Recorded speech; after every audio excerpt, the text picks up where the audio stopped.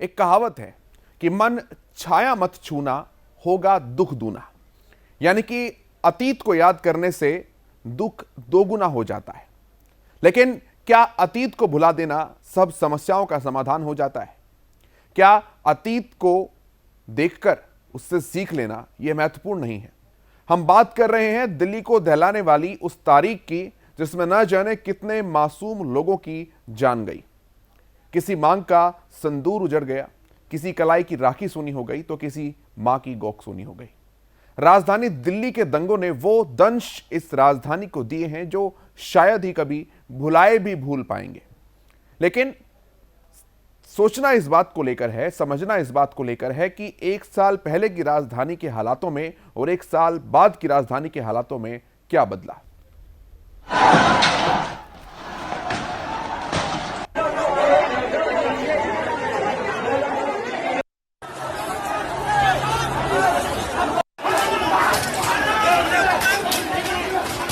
जिस तरह से राजधानी दिल्ली को दंगों की आग में धकेलने की कोशिश भी की गई थी और इसके पीछे एक साजिश भी रची गई थी, उसका सीधा साधा उद्देश्य केवल इतना ही था कि अंतर्राष्ट्रीय मंचों पर, अंतर्राष्ट्रीय जगत में भारत की छवि को धूमिल करना है। ऐसे में उन लोगों की पहचान करना बहुत जरूरी है जो इस तरह के इरादे रखते हैं, क्योंकि ऐसा नहीं था कि दिल्ली दंगों के बाद वो शांत बैठ गए होंगे।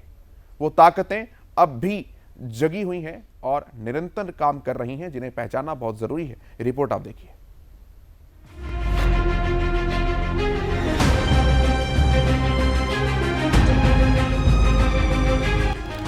दिल्ली में दंगे हुए एक साल बीत गया।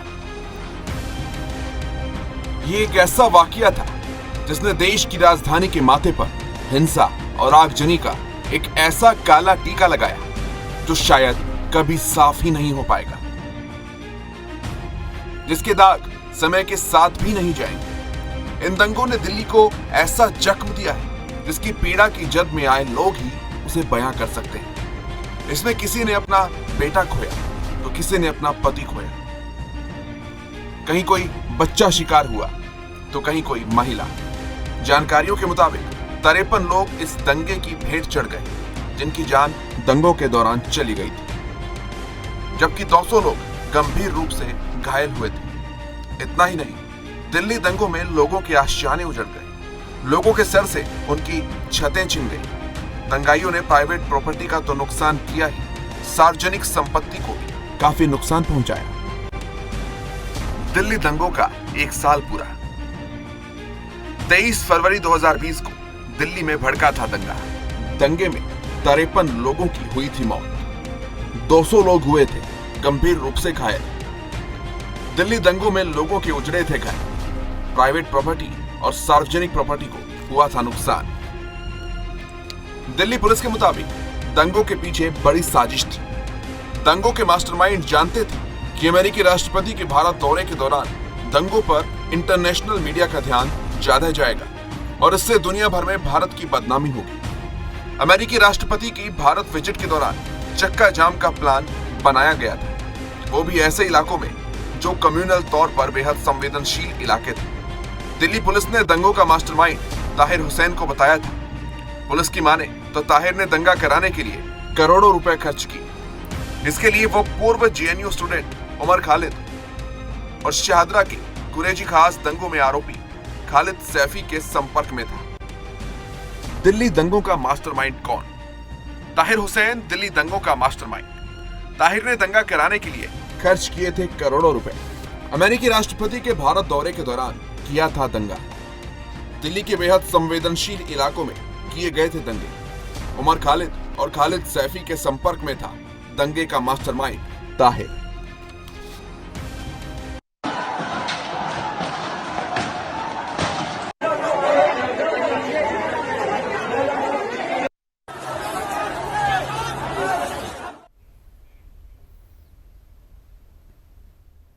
चलिए बात करते हैं इस विषय पर। भाजपा नेता संदीप दुबे हमारे साथ जुड़े हैं, वरिष्ठ पत्रकार संजीव कौशिक हमारे साथ हैं और सामाजिक कार्यकर्ता प्राची अधिकारी हमारे साथ हैं। आप सभी का बहुत स्वागत है सुदर्शन न्यूज पर। संदीप जी, आपसे ही शुरुआत करना चाहूंगा मैं। क्या बदल दिया सर आपने पिछले एक साल के अंदर? अभी तक एक भी आरोपी के ऊपर उसका आरोप तय नहीं हो पाया है। हम सबके अच्छे और बुरे कर्म से हमारा राष्ट्र प्रभावित होता है, और हम सब लोग को मिलकर बेहतर काम करने की आवश्यकता है ताकि इस तरह की घटनाएं दोबारा समाज में ना हो। आपने कहा कि हमने क्या बदल दिया। हमने कानून व्यवस्था के हिसाब से जितने मुलजिम थे उन सब मुलजिमों को बंद किया, अंदर है वो लोग, जेल में हैं, इन्वेस्टिगेशन हुई। कई जगह हमने कोर्टों में पुलिस ने भी सप्लीमेंट्री चार्जशीट फाइल करी है, पुलिस ने हालात पे काबू पाया।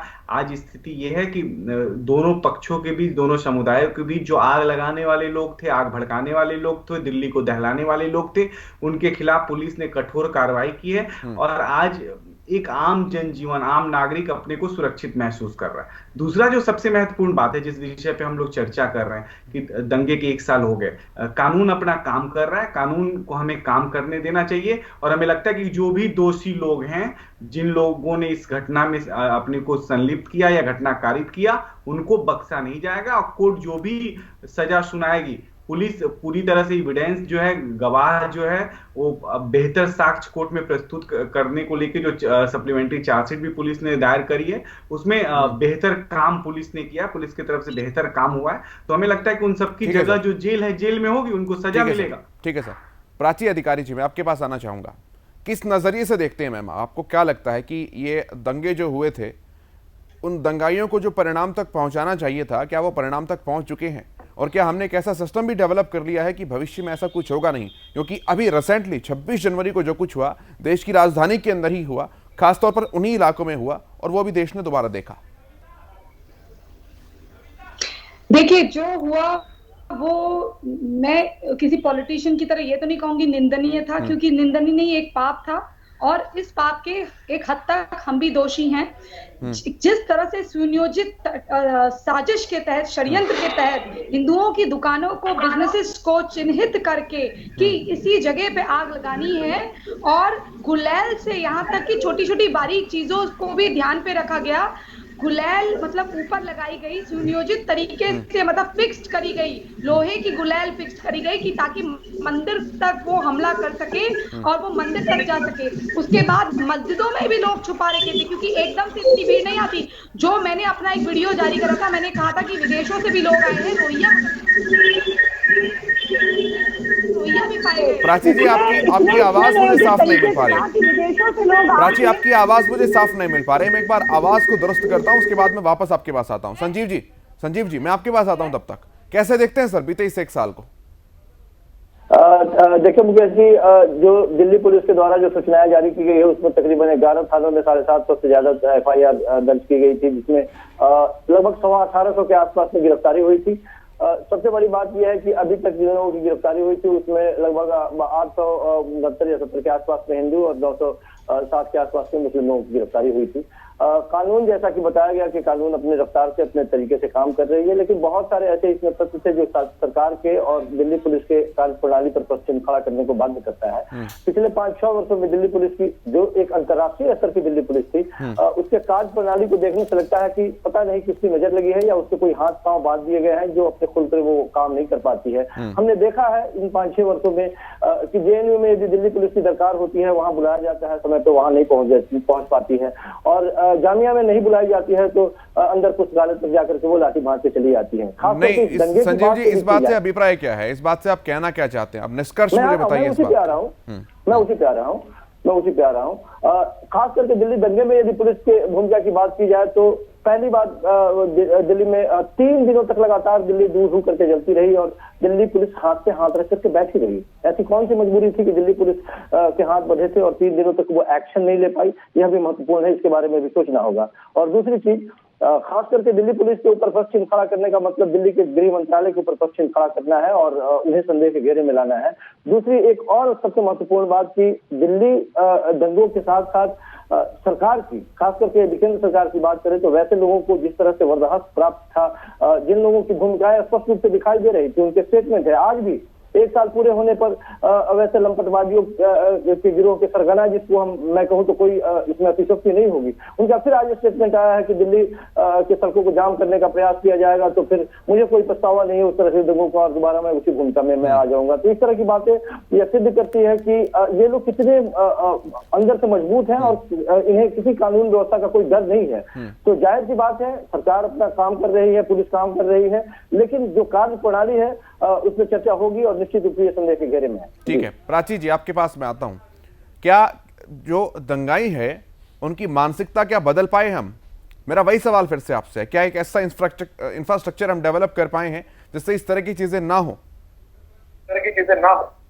जिस देश में कसाब को इतने सालों रख के बिरयानी खिलाई जाती है, जिसके ऊपर 3-4 करोड़ का खर्च करा जाता है, जहां एक फांसी होने पर यह कह दिया जाता है कि भैया महिला है, जो महिला 7 मर्डर कर देती है, जिस देश में ऐसी मानसिकता पनप रही है कि वैसे तो इक्वल राइट्स की बात करो, लेकिन जब कोई कत्ल हो जाए, कुछ कर दे कोई गुनाह, तो उसमें या तो मजहब ढूंढो या फिर औरत आदमी ढूंढो। तो ऐसे देश में आप क्या सोच सकते हैं? जब तक आपके इरादे मजबूत नहीं होंगे, जब तक आप घुसपैठियों को यहाँ से लात मार के नहीं निकालेंगे। रोहिंग्या बस्तियों में इन्होंने लोगों को बसा रखा है, जैसा मैं हर बात कहती हूँ, ये लोग इन्हीं बस्तियों में, जब से रोहिंग्या यहाँ बसे हैं, आप समझ लीजिए ये साजिश तब तक खत्म नहीं होगी। ये गुंडागर्दी, ये आतंकवाद जो आपके घर में, क्योंकि ये आतंकवाद अब सीमा पार से नहीं कर पा रहे थे, तो इन्होंने डायरेक्टली इन्होंने अंदर हमारे उसको डाल दिया है। और सबसे बड़ी बात, हामिद जैसे लोग जो वहां पाकिस्तान में बैठे हैं, वो लोग कहते हैं कि हमने, वो अभी 3 साल पहले कहता था कि हमने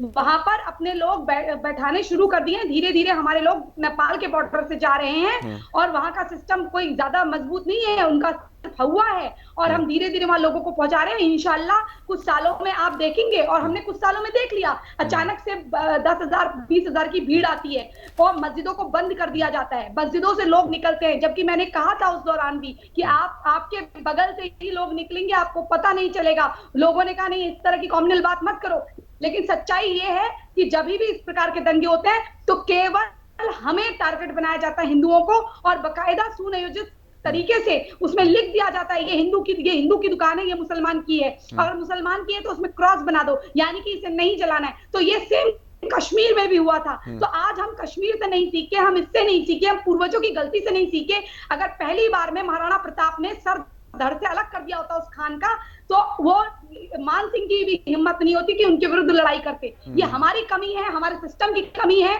और ये हमारी रियायत देने का नतीजा है जो आज हम भुगत रहे हैं। हम गलत को गलत नहीं कहते, हम ये देखते हैं कि वोट बैंक कहाँ खुश होगा। हम ये नहीं कहते, कोई ये कहने लग जाता है कि क्योंकि हम ये समुदाय से हैं, हम विक्टिम कार्ड लेके पैदा हुए हैं। ये कोई गलत चीज में आपके देश, ये सबसे बड़ी बात है, ये सबसे बड़ी बात है, ये सबसे अहम बात है। संदीप जी, आपके पास मैं आता हूं। क्या प्राची अधिकारी, क्या आप इस बात से सहमत हैं? और अगर हैं तो ये पॉलिटिकली करेक्ट होने वाला जो ट्रेंड है, क्या ये ऐसा नहीं लगता कि सामाजिक तौर पर, धार्मिक तौर पर, सांस्कृतिक तौर पर अब काफी नुकसान पहुंचा रहा है व्यवस्थाओं को?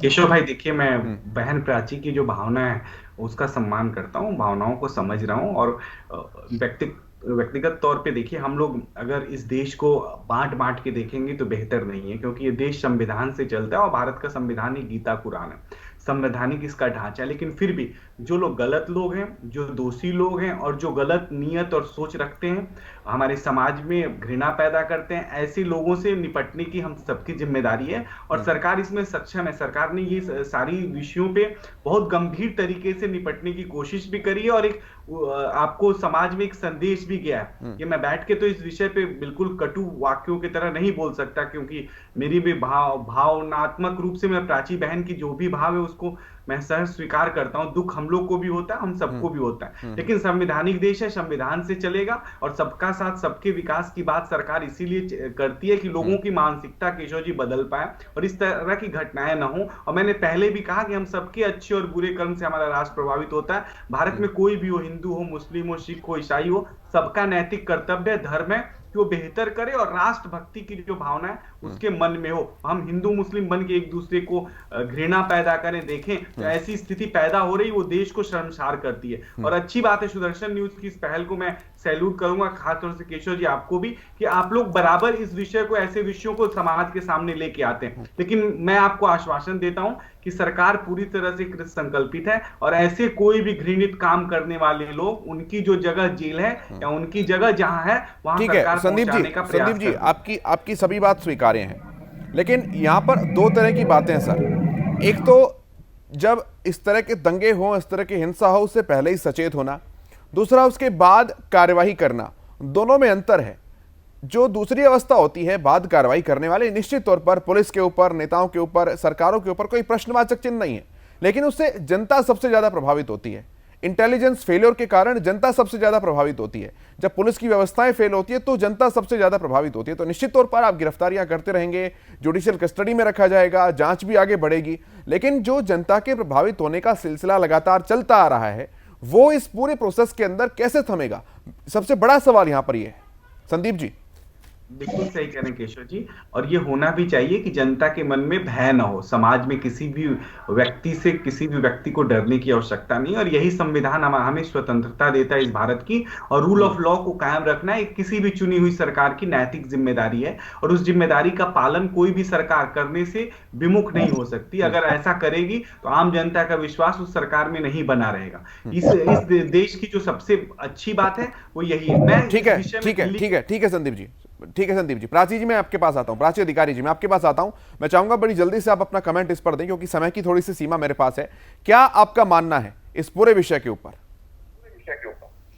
इस देश में बहुसंख्यक है डरा हुआ, बाकी लोग हमारे ना वोट की कीमत है ना किसी चीज की। हमने 2014 में जरूर दिखाया कि हमारे वोट की कीमत है, लेकिन इस देश में जितना डरा हुआ हिंदू है उतना कोई नहीं। हम 10 बार सोचते हैं, अगर कोई हमारे घर में हमें मारने के लिए भी आ जाए तो हम सोचते हैं कि क्या हम हाथ उठा सकते हैं, लेकिन दूसरा जो समुदाय है, शांति प्रिय समुदाय, उसके पास सारी चीजें होती है कि आप अपने वायर निकाल दो, करंट के लाइनें छोड़ दो, सिलेंडर छोड़ दो, पेट्रोल इकट्ठा कर लो, डीजल, उनके पास तो तेजाब तक आ जाता है टंकियां भर के गंगा जल के नाम से। लेकिन हम कहां जाएं? हमको अगर कोई लाइसेंस भी लेना है तो 10 बार सोचना पड़ता है। इस देश में जितना हिंदू डरा हुआ है उतना कोई डरा हुआ नहीं है। ठीक है, किसी और समुदाय को डर ही नहीं है। हमारे लिए जब तक न्याय नहीं होगा, हमारे लिए भी या तो समान अधिकार हो, समान नागरिक अधिकार हो, और जनसंख्या नियंत्रण हो, और घुसपैठियों से इस देश को भगाया जाए, तभी इस देश में अमन चैन कायम होगा, बिना ये सोचे कि किसका क्या वोट बैंक है। संजीव जी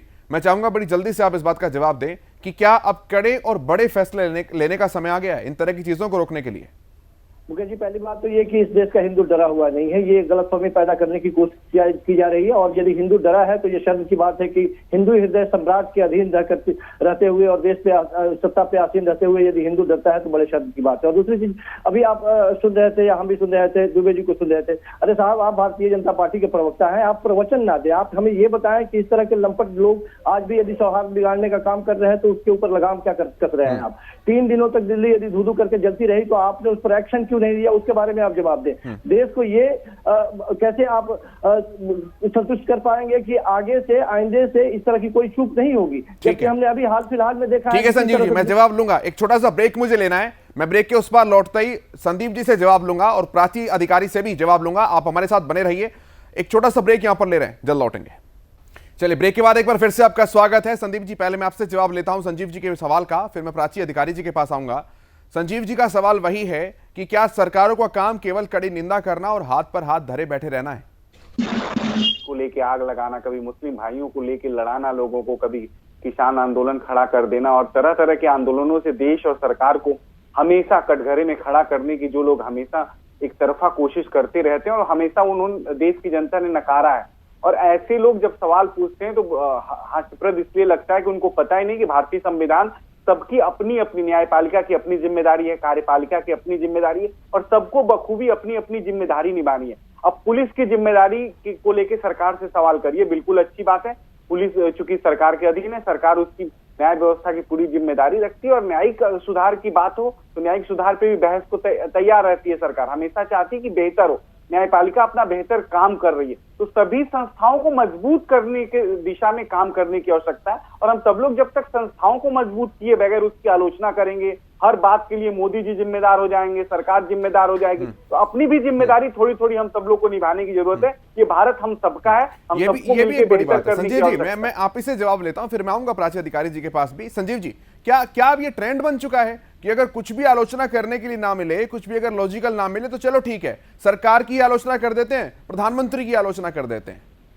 दो बातें। पहली बात यह कि यदि देश में किसी तरह की कोई गड़बड़ी होती है, शासन व्यवस्था से उत्पन्न हुई जो समस्याएं सामने आती है, तो हम किससे सवाल करेंगे? सरकार से न करें तो किससे सवाल करें? क्यों ना सवाल करें कि सरकार हाथ पे हाथ रखकर क्यों 3 दिनों तक बैठी रह गई? और बार बार ये जो संदीप जी कह रहे हैं कि आंदोलन खड़ा करना, रास्ते बाधित करना कभी किसान के नाम पर, अरे साहब कम से कम आप तो आंदोलन की इज्जत कदर कर लिया कीजिए। आंदोलनों से ही उपजी हुई और आंदोलन से ही आगे बढ़ी हुई आपकी सरकार है और आप 2 सीटों से आज सत्ता के शीर्ष पर काबिज है। कम से कम आप तो आंदोलन की कदर कीजिए, छोड़ दीजिए राजनीति की बातें अलग होती रहेंगी।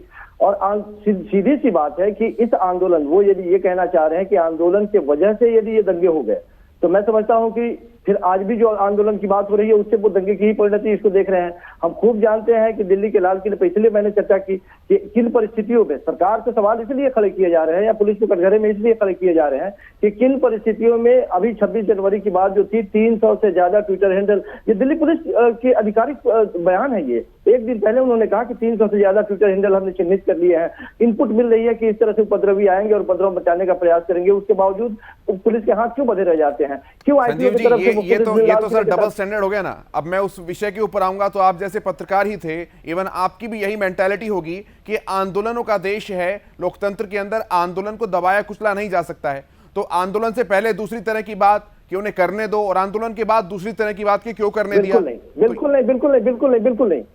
बिल्कुल नहीं, इन दोनों चीजों में घालमेल है। इसको मैं स्पष्ट कर दूं कि जो आंदोलन में रणनीति बनी थी, हालांकि ये मुद्दे से अलग कोई बात हो रही है, लेकिन जो स्पष्ट रणनीति बनी थी, किसान अपने उसी रास्ते पर थे। किन परिस्थितियों में नहीं, ठीक है, मैं आपको करेक्ट कर दूंगा बाद में, मैं आपको करेक्ट कर दूंगा। किसान अपने रास्ते पर नहीं थे, हमारा वो विषय भी नहीं है, किसान अपने रास्ते पर भी नहीं थे। लेकिन बात केवल किसानों की नहीं है सर, बात उन दंगाइयों की है, बात उस मेंटेलिटी की है जो लगातार इस तरह की चीजों को प्रभावित करती है, और पॉलिटिकली करेक्ट होना उसके अंदर ट्रेंड बन गया है। और वो लोग जो जिनकी जवाबदेही बनती है, जाहिर तौर पर उन्हें कार्यवाही करनी चाहिए, लेकिन जो दूसरे पक्ष के लोग हैं उनको आलोचनात्मक तरीके से अपनी बात जो कहनी है, तो क्या आलोचना करने के लिए केवल प्रधानमंत्री ही मिलते हैं या केवल व्यवस्थाएं मिलती है? जवाब क्यों नहीं दे रहे संदीप जी? जवाब ये दे कि 3 दिनों तक पुलिस क्या कर रही थी, इसी सवाल का जवाब दे दीजिए। ठीक है, मैं जवाब लूंगा उनसे। प्राची जी अधिकारी, आपके पास पहले मैं आता हूं, अपनी बात रखिए, फिर मैं संदीप जी के पास आता हूं। प्राची अधिकारी, देखिए, इस देश में अभी पुलिस की बात हो रही थी। पुलिस यहाँ पर पुलिस पिट जाती है, ठीक है, और पुलिस को आखिरी वक्त तक निर्देश नहीं दिए जाते। जब पत्थरबाजी कर रहे होते हैं, आखिरी वक्त तक निर्देश नहीं दिए जाते कि गोली मारनी चाहिए। जब आप पे कोई पत्थरबाजी कर रहा है, जो सिस्टम को जूता दिखा रहे हैं लोग, आप उन पे गोली नहीं मार सकते। अगर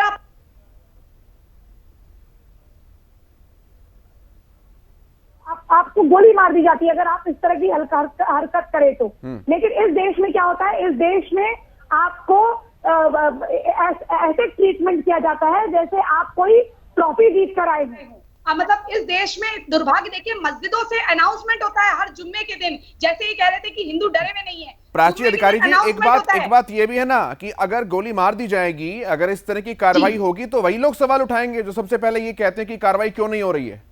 वो सवाल इसलिए उठाएंगे क्योंकि उनको इतनी ताकत ये सिस्टम ने दी है। अगर आप क्या अमेरिका में कोई सवाल उठाता है? नहीं उठाता है। कोई दूसरे देश में सवाल उठाता है? अगर आप गलत को गलत कहना सीखेंगे, बिना इसके देखे कि सरकार है या सरकार नहीं है, आप बिना इसके देखेंगे और निष्पक्ष होकर काम करेंगे। निष्पक्षता ये नहीं है कि आप एक वर्ग को तो अपीजमेंट के लिए इतना नीचे गिर जाइए कि कभी उनकी बेटियों को कुछ दीजिए, कभी उनको दीजिए। आप क्यों दे रहे हैं? आपके पास इतना पैसा, आपके पास जो माइनॉरिटी है, माइनॉरिटी, असली माइनॉरिटी कौन है? टैक्स देने वाले लोग असली माइनॉरिटी हैं। तो वो टैक्स देने वाले जो लोग असली माइनॉरिटी है, तो आप सब्सिडी किस बात की देते हैं? किस लिए देते हैं आप? हज वज के लिए पैसा किसी और मुस्लिम देशों में दिया जाता है? नहीं दिया जाता। लेकिन इस देश में हर किसी को दिया जाता है। और उसके बाद 56 कंट्रीज छोड़ के लोग यहाँ आते हैं ये कहते हुए कि अरे वहां बस जाओ, वो तो अनाथ आश्रम है। भारत नहीं है, ये भारत नहीं है, अनाथ आश्रम है। मुंह पे बोलती हूँ, जिसको जो कार्रवाई है कर ले। और ये इतनी मीठी मीठी बातें जो लोग यहाँ पर करते हैं, एक सबको अपनी पॉलिटिक्स खेलनी है। कोई इस पे आरोप लगाता है, कोई इस पे प्रत्यारोप लगाता है। लेकिन सच्चाई ये है कि इसी तरीके से ये होता रहा तो इस देश का हिंदू मरता रहेगा, कभी अंकुर शर्मा, कभी अंकुर सक्सेना, कभी अंकित सक्सेना, तो कभी रिंकू शर्मा, और इनको आखिर में वोट देने वाला कोई नहीं बचेगा। ठीक है, ठीक है, मैं जवाब लेता हूँ, मैं जवाब लेता हूँ। संजीव जी जल्दी से, संजीव जी पूछ लीजिए कि 53 लोग जो उस दंगे में मारे गए थे, किस पक्ष के कितने लोग थे, इनको आंकड़ा पता है क्या? चले ये बताइए, टोल का इतने दिन से नुकसान हो रहा है, 250 मेरे सवाल का जवाब नहीं देंगे आप। आपको या तो जानकारी नहीं है, नहीं तो आपको या तो जानकारी नहीं है, नहीं तो बताना नहीं चाहते। संजीव जी आप रिएक्शन की बात कर रहे हैं तो एक्शन भी बताइए ना। अगर रिएक्शन की बात हो रही है तो एक्शन भी बताइए। ठीक है, एक छोटा सा ब्रेक मुझे यहाँ पर लेना है, एक छोटा सा ब्रेक मुझे लेना है सर, मैं जल्दी लौटता हूँ। आप देखते रहिए सुदर्शन न्यूज। ब्रेक के बाद एक बार फिर से आपका स्वागत है। अपनी बहस पर वापस लौटते हैं। संजीव जी आप इससे मैं शुरुआत करना चाहूंगा, अगर आप आंकड़े रिएक्शन के लेकर आ रहे हैं सर, तो एक्शन के भी लेकर आइए ना, कि कितनी पेट्रोल बम थे, कितने लोग थे जो दंगा कर रहे थे, कितने घरों के अंदर सिलेंडर फेंके गए थे। संजीव जी मैंने ऐसा इसलिए कहा क्योंकि हिंदू हृदय सम्राट के देश में यह बताने की कोशिश की जा रही है कि यहाँ हिंदू सुरक्षित नहीं है, बहुसंख्यक डरे हुए हैं यहाँ पे। ये कौन सा आंकड़ा कहाँ से मेरी बहन लेके आती है, हमें समझ में नहीं आता। मैं बार बार कह रहा हूँ कि आप जाफराबाद की गलियों में जाकर देखिए सर, आप जाफराबाद की गलियों में जाकर देखिए, बहुत पुराना भी नहीं जा रहा हूं मैं, आप मंगोलपुरी चलिए मेरे साथ, मैं लेकर जाऊंगा आपको। वहां पर आप देखिए किस तरीके से जिहादी एक रिंकू शर्मा के ऊपर टूटते हैं, पूरी गली डरी हुई है उनकी। अरे साहब, तो इसीलिए तो मैं कह रहा हूँ कि यदि जो डरे हुए हैं, आप एक्शन रिएक्शन की बात कर रहे हैं आंकड़े, इसीलिए मैंने पूछा कि यदि 53 लोगों की मौत हुई तो आप बताइए। वो दूसरा स्टेप है सर, वो दूसरा स्टेप है। पहला स्टेप तो आपको एक्सेप्ट करना पड़ेगा ना, पहला स्टेप तो आपको एक्सेप्ट करना पड़ेगा। जो स्थिति है उसे स्वीकार तो कीजिए। ठीक है प्राची जी, हाँ तो गलत कह ही नहीं सकते केशव, ये गलत तो गलत कह ही नहीं सकते। आप अगर आज आप किसी मस्जिद के बाहर खड़े हो जाइए और आप आज के दिन आप रिकॉर्डिंग कर लीजिए, मेरी घर के बगल में मस्जिद है, कहता है इन हिंदू काफिरों को वक्त आ गया है कि इनकी लड़कियों को उठा के ले जाओ और लौंडिया बनाओ और बच्चे पैदा करो और कभी मोहब्बत मत कर बैठना, वो जिहाद के काम आएंगे। इस प्रकार की बातें ओपनली कही जाती है। मैं एसएचओ को बुलाती हूँ और वो क्या करता है, यहाँ से कम कर देता है, दूसरी मस्जिद में जाके तकरीरें देता है, सरदार पटेल को गाली देते हैं, कहते हैं सरदार पटेल, आगे मैं वो शब्द नहीं बोल सकती हूँ क्योंकि नेशनल टेलीविजन है, कहते हैं इस आदमी ने हमें एक करा दिया, वरना हमारा इनसे मिलने का नहीं था। आप हैदराबाद में जरा तकरीरें सुनिए, ये देश कानून से चलेगा या ये देश इनके शरिया लॉ से चलेगा? और ये इसलिए हो रहा है क्योंकि जिस गवर्नमेंट को हम सोचते हैं कि इसको हमने अपने हकों की बात करने के लिए भेजा है, तो वो लोग भी अगर यही काम करने लग जाएं। और रही बात वो जो हिंदू हृदय सम्राट की बात आप कर रहे हैं, बाला साहेब ठाकरे के जो बेटे हैं वो खुद ही क्या कर रहे हैं, आज ऐसा लगता है कोई निजामी पार्टी आ गई है, ऐसा नहीं लगता है कि वाकई में हिंदुत्व का झंडा गाड़ने वाली पार्टी है। उससे अच्छे तो राज ठाकरे हैं। जब यहाँ दिल्ली दंगों पे जब केजरीवाल इनको मलाई खिला रहा था, वहां पर राज ठाकरे रोहिंग्या को चिन्हित करके उनको पुलिस के हवाले कर रहे थे। 183 रोहिंग्या उन्होंने पुलिस को दिए थे। अरे आप लोग चाटुकारिता करेंगे ना, ये किसी दिन आपके घर में आके औरतों को उठा के ले जाएंगे। आप मेरे साथ बात मत करिए क्योंकि मैं जवाब लेता हूँ, मेरे पास समय की थोड़ी सीमा है। संजीव जी मैं वापस आऊंगा आपके पास, मैं संदीप दुबे के पास आ रहा हूँ, लेकिन बड़े देर से शांत बैठे हैं, उन्हीं के जवाब देंगे, उन्हीं से पहले लेते हैं। ठीक है प्राची जी मैं आता हूँ, संजीव जी आपके पास भी आऊंगा मैं, समय की भी सीमा है। संदीप जी पहले मैं आपके पास आ रहा हूँ, जल्दी से अपना रिएक्शन दीजिएगा सर। फाइनल से लेके प्रधानमंत्री का भी स्टेटमेंट आ रहा हूँ मैं, संजीव जी आऊंगा, मैं आ रहा हूँ आपके पास, संदीप दुबे के पास पहले मैं आ रहा हूँ। संदीप दुबे जी जल्दी से फाइनल कमेंट। मैं यही कहूंगा कि हम सबके अच्छे और बुरे कर्म से हमारा राष्ट्र प्रभावित होता है। हम सब लोग को मिलकर बेहतर करना, अपने देश के लिए, अपने समाज के लिए, और एक दूसरे को दोष देने के बजाय जरूरी है कि हम स्वयं झांक के देखें और अपनी अपनी बुराइयों का परित्याग करें तो देश संजीव कौशिक जी जल्दी से। कि अच्छे और बुरे कर्मों से देश प्रभावित नहीं होता है, देश प्रभावित होता है सरकार की नीतियों से। सरकार चलाने की जो हैसियत होती है, जिसमें उसमें उनकी नीतियां होती है, मजबूती होती है, कहाँ कड़ा होना है, कहाँ नर्म होना है, इससे देश प्रभावित होता है। ये कर्म और कुकर्म की बात तो होती है, फिर आध्यात्मिक काम करेंगे, राजनीति में क्यों आएंगे भला, वो बैठ करके किसी का प्रवचन सुन लेंगे। साहब आपको जो कदम उठाना चाहिए था वक्त पे आपने नहीं लिया, जिसके वजह से दिल्ली को दूर करके जलते हुए हमें देखने की मजबूरी हो गई थी। हमने देखा 50 से ज्यादा लोगों की जानें चली गई, और अभी भी मैं समझता हूँ कि दिल्ली पुलिस को तन के खड़ा होने दीजिए, कम से कम उसके हाथ खोल दीजिए ताकि वो निर्णय लेने में सक्षम। ठीक है प्राची अधिकारी जी फाइनल कमेंट। जिसको धरना करना है, गाड़ी फूकनी है, अपनी गाड़ी फूके, जिसको घर में धरना करना अपने में घर के बाहर बैठे। हमारे रोडों को खाली करें, हमारे रोडों में धरना करने का अधिकार किसी को नहीं है, क्योंकि यातायात प्रभावित होता है और हमारे जो टोल वोल है, इसके पैसे जो सरकारी खजाने हैं वो खाली होते हैं। ऐसे लोगों को डंडे मार के निकालना चाहिए। ये देश के दुश्मन है, ये कोई आंदोलनकारी नहीं है। और ऐसी जब ये पहली बार होता है, उसी समय इनमें नकेल कसनी चाहिए, ना कि इंतजार करना चाहिए कि कब निकलेंगे और कब दंगा करेंगे। ठीक है, ठीक है। आप तीनों अतिथियों का इस चर्चा में सम्मिलित होने के लिए, अपनी अपनी बात रखने के लिए, अपना कीमती समय देने के लिए बहुत धन्यवाद, बहुत शुक्रिया।